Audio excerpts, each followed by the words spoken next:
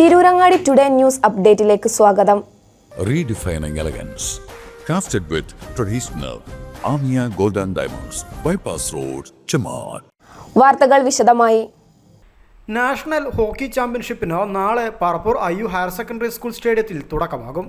Parappur Ayyu higher secondary school കളിയും കരുത്തും പദ്ധതിയുടെ ഭാഗമായി ശനി ഞായർ ദിവസങ്ങളിലാണ് നാഷണൽ ഹോക്കി ചാമ്പ്യൻഷിപ്പ് നടത്തുന്നത്. സംസ്ഥാനത്തിന് അകത്തും പുറത്തു നിന്നുമായി 16 ടീമുകൾ ടൂർണമെന്റിൽ പങ്കെടുക്കും. ടൂർണമെന്റിൽ പങ്കെടുക്കുന്നതിനായി തിരൂർ റെയിൽവേ സ്റ്റേഷനിലെത്തിയ തമിഴ്നാട് ടീം അംഗങ്ങൾക്ക് സമുചിതമായ വരവേൽപ്പാണ് സ്കൂൾ അധികൃതർ നൽകിയത്.